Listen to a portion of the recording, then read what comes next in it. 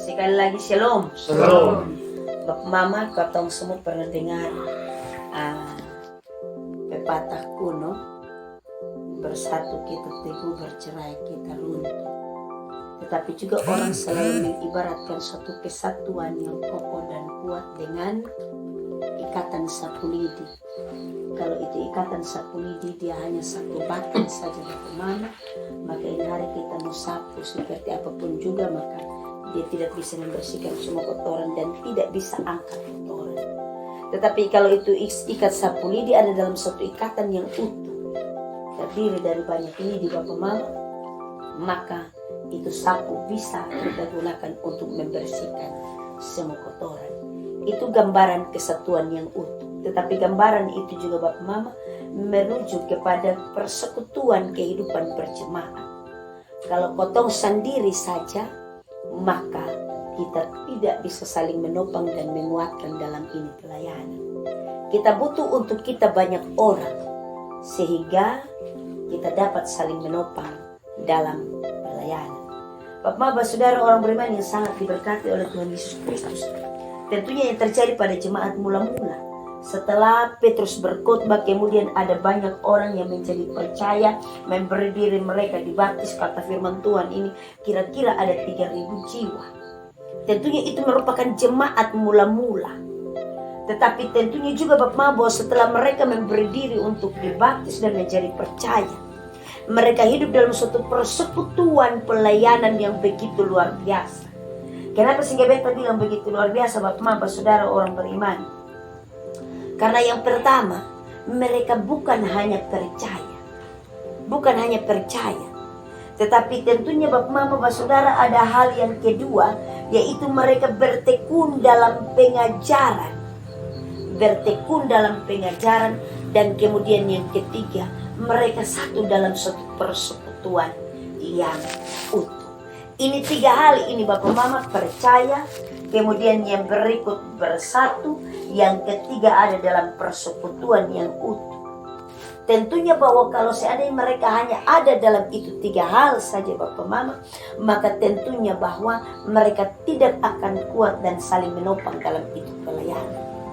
Tetapi ada hal-hal yang mereka lakukan Bapak Mama, saudara orang beriman, untuk kemudian mereka menopang itu pelayanan menjadi kuat.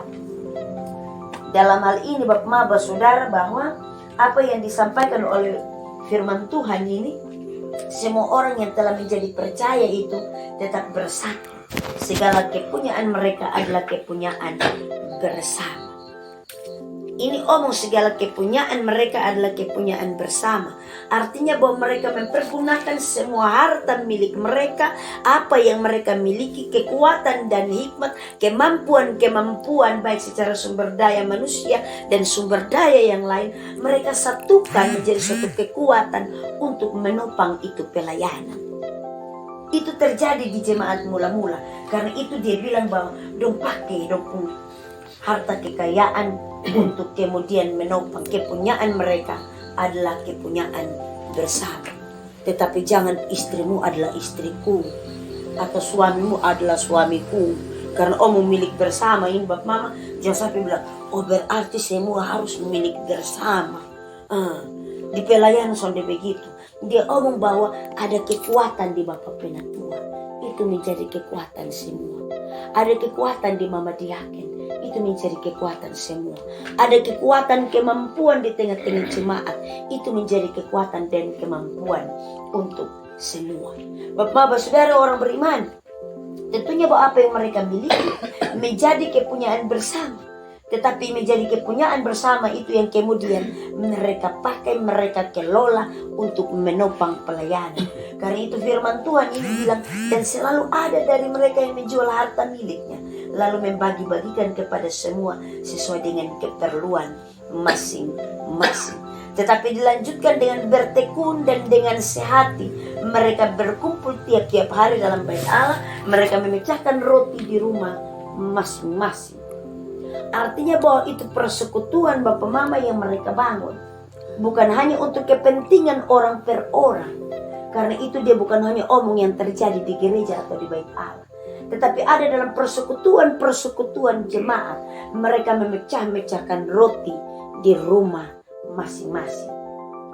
Karena itu Bapak Saudara, orang beriman yang sangat diberkati oleh Tuhan Yesus Kristus, ini merupakan sesuatu yang mendatangkan sukacita dan kegembiraan bagi para rasul ketika itu. Sehingga kemudian mereka semakin giat, semakin gencar, semakin bersemangat, semakin bersukacita dalam mereka melayani jemaat yang ada di tengah-tengah persekutuan jemaat mula-mula. Mereka menjadi semangat karena di sana ada kesatuan, ada kekompakan, ada kasih mesra, ada saling menopang dan saling menolong dalam itu pelayanan.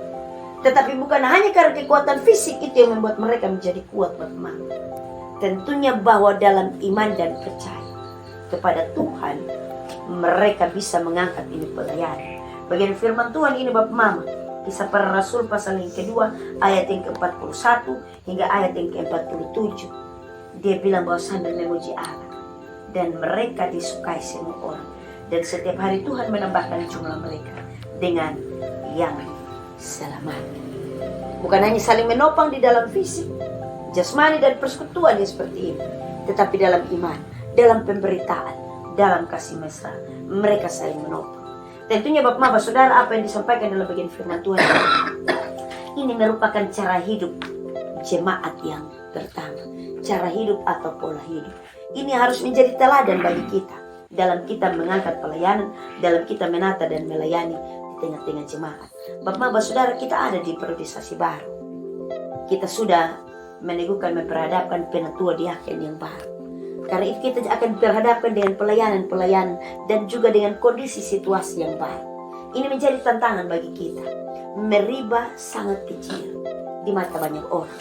Dari sisi jumlah kita, tetapi juga dari sisi sumber daya manusia. Dan juga dari sisi sumber daya yang lain, kita terlalu sedikit.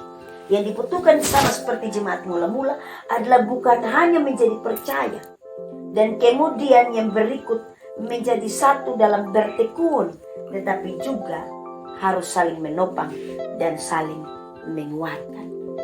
Tentunya Bapak Saudara, tantangan pelayanan yang ada dalam kita, mari kita bersama-sama melihat kepada kehidupan jemaat yang pertama, sehingga kemudian cara hidup itu berlanjut seperti kata firman Tuhan ini di kelanjutan. Dia bilang sudah cara hidup jemaat yang pertama, tapi dilanjutkan lagi di perikop yang lain di pasal yang keempat. Dia bilang cara hidup jemaat. Mereka mulai dari sesuatu yang kecil dan kemudian mereka menjadi jemaat yang besar. Tuhan memberkati kita Bapak Mama dengan firman-Nya. Terpujilah nama Tuhan Allah kita. Amin. Kita berdoa bersama.